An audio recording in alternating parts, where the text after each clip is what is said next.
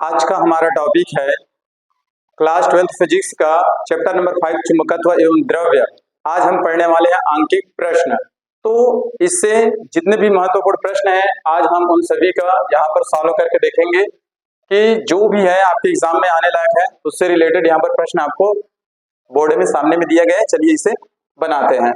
तो पहला प्रश्न है आपका, किसी दंड चुंबक के ध्रुव प्राबल्य का मान 2 × 10⁻³ एम्पियर मीटर है तथा उस चुंबक की प्रभावी लंबाई 1 × 10⁻² मीटर है, तब चुंबकीय आघूर्ण का मान कितना होगा। चुंबकीय आघूर्ण किससे प्रदर्शित करते हैं? चुंबकीय आघूर्ण को किससे प्रदर्शित करते हैं? Capital M. तो सबसे पहले जो जो दिया उसे नोट कर लीजिए।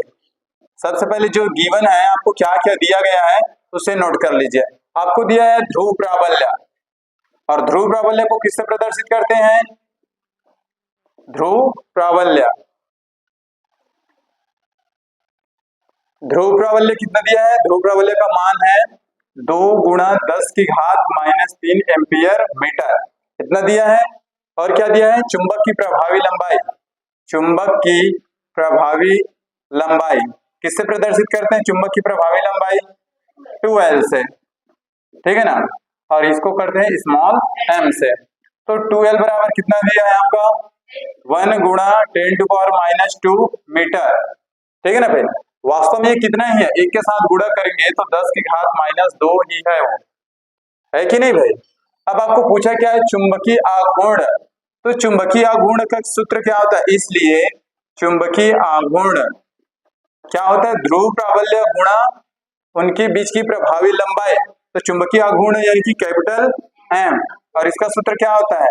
M × 2L, यानी कि ध्रुव प्राबल्य गुणा में क्या हो जाएगा? चुंबक की प्रभावी लंबाई। अब दोनों का मान रख दीजिए। M का मान कितना है? 2 × 10⁻³ × 2। अच्छा 2 नहीं, इस पूरे का मान तो कितना है जी? 10⁻²। अब इधर ध्यान से देखना कितना आएगा इसका आंसर। आधार समान है, एक बार लिखते हैं, और गुणा की कंडीशंस में घातें आपस में क्या होती है? जुड़ती है। तो माइनस और माइनस भी जुड़ेगा तो आंसर कितना आएगा? -5। और चुंबकीय आघूर्ण का मात्रक क्या होता है? Ampere metre square. तो ये आपका आंसर हो जाएगा। बताइए, पहला समझ में आ गया? क्लियर है? दूसरा देखिए। अब चलिए दूसरा प्रश्न देखते हैं। एक क्षण चुंबक का चुंबकीय आघूर्ण कितना दिया है? 5 एम्पियर मीटर स्क्वायर है। यदि इसके ध्रुवों के बीच की दूरी 20 सेंटीमीटर है तो ध्रुव प्राबल्य की गणना कीजिए। देखो यही इस फॉर्मूला में लगेगा, लेकिन इस बार पूछा क्या है आपको? ध्रुव प्राबल्य। तो चलिए इसे बनाते हैं। तो सबसे पहले फिर से जो जो दिया है उसे नोट कर लीजिए, पहले वही पता चल जाएगा फिर आपका। तो आपको दिया क्या है? चुंबकीय आघूर्ण। चुंबकीय आघूर्ण कितना दिया है और किससे प्रदर्शित करते हैं इसको? कैपिटल M से, 5 एम्पियर मीटर स्क्वायर। और क्या दिया आपको? उनके बीच की दूरी, यानी कि यही क्या है आपका? 2L, यही है ना ध्रुव प्राबल्य जी। उनके बीच की दूरी कितना दिया है? 20 सेंटीमीटर। तो पहले हमको इसे चेंज करना पड़ेगा पहले, क्योंकि ये जो आपकी यूनिट दी हुई है वो मीटर में है, तो इसको भी क्या करना है? मीटर में चेंज करना है। तो अगर मैं इसको मीटर में चेंज करूंगा तो किससे डिवाइड करूंगा? 100 से करेंगे ना भाई। तो क्या इस 100 को मैं ऊपर ले जाकर ऐसे लिख सकता हूँ क्या? 20 × 10⁻²। देख लो पहले कैसे होगा। क्या इस 100 को 10⁻² लिख सकते हैं? लिख सकते हैं ना। और अगर इसको मैं ऊपर ले जाऊं तो घात का चिन्ह बदल जाएगा। तो कितना हो जाएगा ये? 20 × 10⁻² मीटर, क्योंकि अभी मीटर में चेंज हो चुका है। ठीक है। अब आपको करना क्या है? यहाँ पर ध्रुव प्राबल्य निकालना है। ध्रुव प्राबल्य आपको क्या करना है? ज्ञात करना है। तो ध्रुव प्राबल्य यानी कि स्मॉल m आपको चाहिए, ये ज्ञात करना है। तो कौन से सूत्र में लगेगा? इसी से ही लगेगा, चुंबकीय आघूर्ण का सूत्र से। तो लिख दो पहले। इसलिए चुंबकीय आघूर्ण क्या होता है? इसके बराबर कैपिटल M बराबर क्या होता है? M × 2L। लेकिन आपको किसका मान चाहिए? M का। तो ये 2L इधर आ जाएगा क्या? बटे में। इधर गुणा में तो इधर बटे में आएगा ना। तो अगर मैं M का मान निकालना चाहूं तो M, और ये आ गया बटे में। अब दोनों का मान रख दीजिए। ठीक है, चलिए मान रखते हैं। M का मान, कैपिटल M का मान कितना है? 5। 2l का मान कितना है 20 गुणे में कितना है 10 की घात माइनस का 2 कितना है। अगर मैं इस 10 की घात को ऊपर ले जाऊंगा तो कितना हो जाएगा m बराबर 5 गुणे क्या 10 की घात 2 बनेगा प्लस का, तो 10 की घात 2 मतलब क्या इसको 100 लिख दूं, चलेगा ना। और नीचे का 20, एक जीरो से एक जीरो, 2 से कितने बार में 5 बार में, तो m का मान कितना आ गया 25 मीटर एम्पियर मीटर। ये आ गया आपका आंसर, किसका मान निकल गया ध्रुव प्राबल्य का। अब बताइए समझ में आया कि नहीं आया, आ गया ना समझ में। चलिए नोट कर लीजिए सर,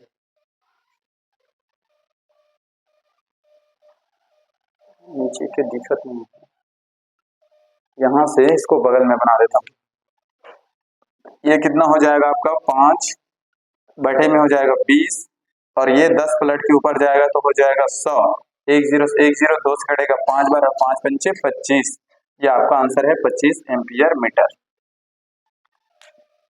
नीचे का मिटा देता हूं, ये वाला नहीं दिख रहा है ना।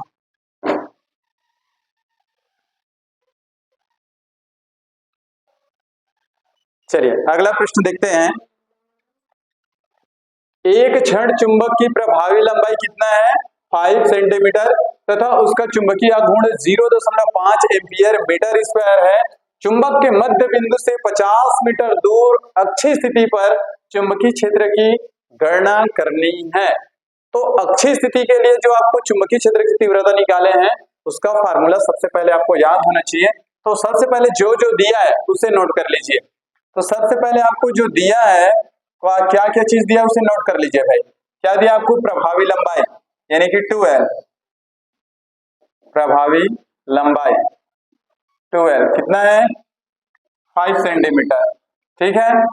चुंबकीय आघूर्ण, चुंबकीय आघूर्ण किसे प्रदर्शित करते हैं कैपिटल M, कितना दिया है 0.5 एम्पियर मीटर स्क्वायर।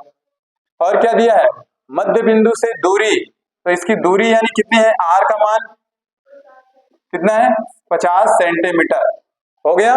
अक्षीय स्थिति में चुंबकीय क्षेत्र की गणना करना है तो लिखेंगे इसलिए अक्षीय स्थिति में, अक्षीय स्थिति में चुंबकीय क्षेत्र की तीव्रता,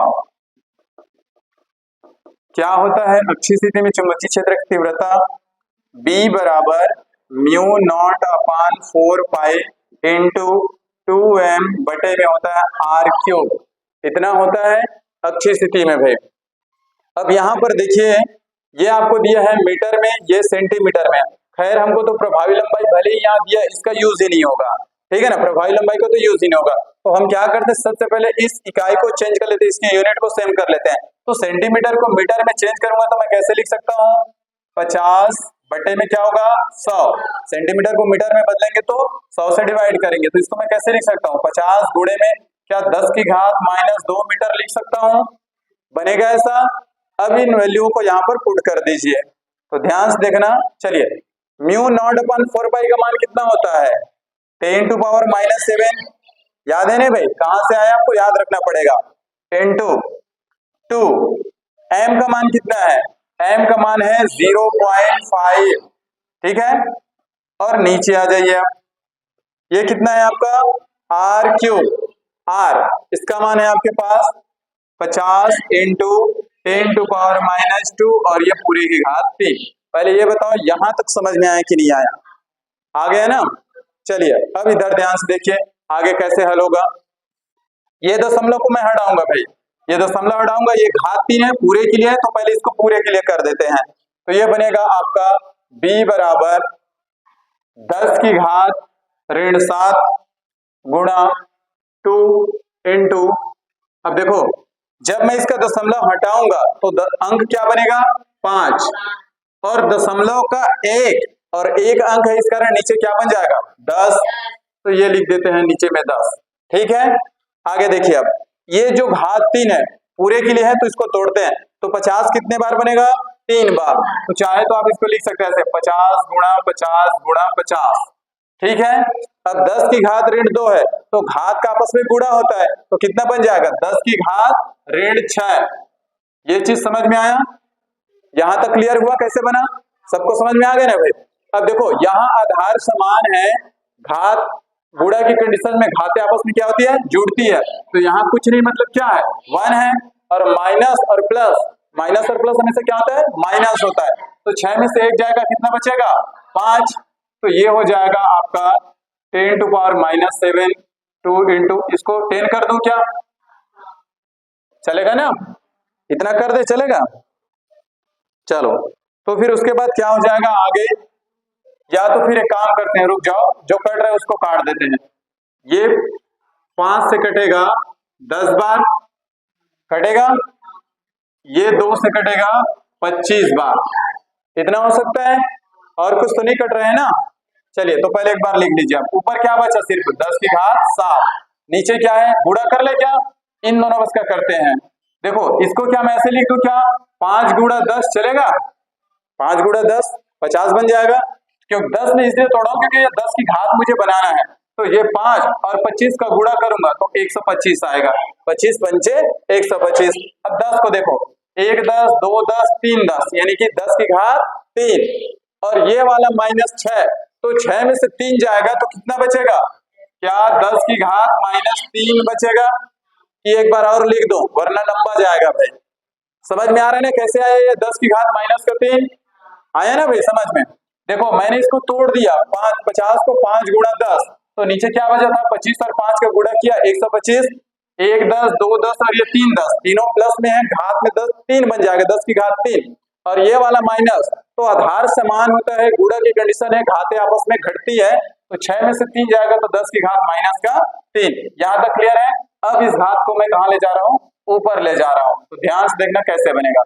10 की घात -7, ये पलट के ऊपर जाएगा तो प्लस में हो जाएगा 10 की घात 3, माइनस का चिन्ह चेंज हो गया, और नीचे बचा है 125। तो इसको मैं ऐसे लिख रहा हूँ, कैसे, 1/125 लिख सकता हूँ क्या, इतना पहले बताओ, होगा ना, ये नीचे में ही है बट पूरे के सामने इधर कर दिया, इसको अलग कर दिया, ठीक है। आगे देखना कैसे बनेगा, ये हो जाएगा, फिर आधार समान है, गुणा की कंडीशन है, फिर से घट जुड़ेगा, लेकिन माइनस की वजह से क्या हो जाएगा, घट जाएगा, तो ऊपर बचेगा 10 की घात 4, और यह है आपका कितना, 1/125 गुणा 10 की घात 4। अब 125 से 1 को डिवाइड करना है, तो ये रहा बड़ी संख्या, बड़ी संख्या से किसी भी छोटी संख्या को डिवाइड कर दे तो आंसर हमेशा दशमलव में आता है। सबसे पहले तो ये 3 अंक है, तो पहले मुझे इसको 3 अंक बनाऊंगा, तो 3 अंक बनाऊंगा, फिर भी छोटा पड़ेगा, 100 ही तो बनेगा ना, तो उसको मुझे क्या करना पड़ेगा, 4 अंक बनाना पड़ेगा, भाग देने के लिए तो आता है ना। तो इसका आंसर अगर मैं इसको भाग दूंगा, 125 से 1 को भाग दूंगा तो लगभग आएगा 0.008, करके देखें, देखो मैं करके दिखा रहा हूँ। सबसे पहले 0 बार जाएगा, 0 आएगा, 1 का 1, अब लगाऊंगा दशमलव, दशमलव का 0, अभी भी क्या है, 2 ही अंक है, फिर क्या लगाऊंगा 0, फिर कितना बनेगा 10, फिर दशमलव को उतारूंगा 0, अभी 3 अंक ही बना है, 3 अंक तो बन गया, भाग का नियम बोलता है कि इधर 3 अंक है तो यहाँ भी 3 अंक होना चाहिए, लेकिन ये भी देखो ये छोटा है, फिर दशमलव का क्या उतारेंगे 0, उतार तो लिए हैं एक बार, फिर एक बार जाएगा 0 बार, ठीक है ना। तो अब उतारेंगे दशमलव का 0, और 125 का अगर आप 8 बार में पहाड़ा पढ़ते हैं तो आएगा 1000, तो ये पूरी तरीके से क्लियर हो जाएगा। तो आपका आंसर कितना आएगा 0.008। भाग देने आता है नहीं भाई, चलिए तो इसके जगह मैं क्या लिख सकता हूँ, 0.008 गुणा 10 टू पावर -4। पहले ये बताओ इतना समझ में आया इसके नहीं है जी, आ गया ना। अब मैं इसका दशमलव हटाता हूं, अगर मैं इसका दशमलव हटाऊं तो अंक हमारे पास क्या बनेगा 8, दशमलव का 1 और 3 अंक है, इस कारण से 3 0, और ये 10 की घात -4, ठीक है। अब इसको मैं फिर कैसे लिख सकता हूँ, 8 बटे में क्या 10 की घात 3 लिख दूं, क्या बनेगा ना, 10 की घात 3 है, 10 का 3 बार गुणा करो फिर से 1000 आ जाएगा, और ये 10 की घात ऋण का 4। अब इसको फिर मैं ऊपर ले जाऊंगा, ठीक है, तो कितना हो जाएगा, माइनस में जाएगा, 10 की घात -4, 10 की घात -3, ये लास्ट लाइन बचा है भाई आपका 8 गुणे कितना हो जाएगा 10 टू पावर -7 बनेगा, क्या आधार समान है, गुणा की कंडीशन है, घाते आपस में जुड़ जाएंगे। और चुंबकीय क्षेत्र का मात्रक क्या होता है, टेस्ला, क्या होता है, ये निकल के आ गया आपका अक्षीय स्थिति में चुंबकीय क्षेत्र की तीव्रता, अब बताइए आपको कहीं पर दिक्कत होगा तो भाई, है कहीं समस्या, कुछ दिख रहा है आपको पूरा? ठीक है, दिख रहा है। चलिए अगला प्रश्न है आपका, चुंबक का चुंबकीय आघूर्ण 0.1 एम्पियर मीटर स्क्वायर है, इसे 3 गुणा 10 की घात ऋण 4, ये कितना है? -4 है, 10 की घात -4 वेबर प्रति मीटर स्क्वायर के क्षेत्र में लटकाया गया है। उस बल आघूर्ण की गणना कीजिए जो इसे 30 डिग्री के कोण पर विक्षेपित कर सकता है। आपको पूछा क्या है? बल आघूर्ण। तो बल आघूर्ण का सूत्र आपको मालूम है ना भाई, क्या होता है? तो सबसे पहले जो दिया है उसे नोट कर लेते हैं। आपको दिया है चुंबकीय आघूर्ण। चुंबकीय आघूर्ण किसे प्रदर्शित करते हैं?